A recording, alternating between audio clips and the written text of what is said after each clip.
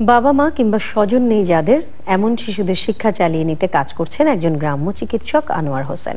নীলফামারী জেলার একটি নিভৃত গ্রামে নিজের গড়া প্রতিষ্ঠানে লেখাপড়া করছে শতাধিক শিশু।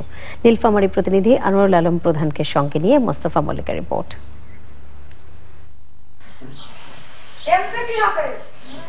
নীলফামারী জেলার জলঢাকা উপজেলা সদর থেকে প্রায় ২০ কিলোমিটার দূরে গ্রাম্য চিকিৎসক ডক্টর আনোয়ারের গড়া এই প্রতিষ্ঠানটি এরই মধ্যে সুনাম ছড়িয়েছে উপজেলা পর্যায়ে। নিজেদের জমি আর অর্থ দিয়ে গাছ দিয়ে ঘেরা সুন্দর আর মনোরম পরিবেশে বেড়ে উঠছে অনাথ শিশুরা। এসব শিশুদের লেখাপড়া, থাকা, খাওয়া সহ সবকিছুই দিচ্ছেন এই গ্রাম্য চিকিৎসক। ববিতা নামের এই শিশুটির মা বাবা কেউ নেই। অন্যের কাছ থেকে এই প্রতিষ্ঠানের খবর জেনে ছুটে আসেন এখানে। এরপর থেকেই বেড়ে ওঠা ববিতার। তুমি এখানে আসো কেমন এখন? আর বাংলা ইংলিশ অল সাবজেক্ট এখানেই খাও না? কোনো টাকা পয়সা নাই? না, এরাই এমনি খাওয়ায়।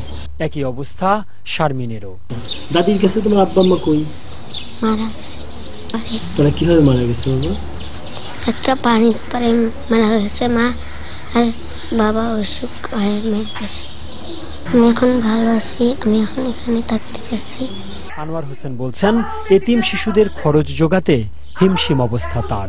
তাদের ভরণ পোষণ এবং তাদেরকে কেউ দেখে না ওইভাবে, তাদের দায়িত্ববোধ কারো নাই। সেই দিকটা একটু লক্ষ্য রেখে যাতে এই এতিম মেয়েরা এবং গরিব মিসকিন মেয়েরা যাতে প্রত্যেকে যাদের কেউ নেই প্রত্যেকে যাতে পড়াশুনো করতে পারে এবং তাদেরকে যাতে বোঝা রূপে দেশে থাকতে না হয়, তারা স্বাবলম্বী নিজেরাই যাতে হতে পারে, সেই দিকটাকে লক্ষ্য করে আমি এই প্রতিষ্ঠানটা দায়ী করছি। খরচ, হ্যাঁ অনেক খরচ। আসলে আমার পক্ষে সেই খরচ বহন করাটা এখন কষ্টকর হয়ে যাচ্ছে।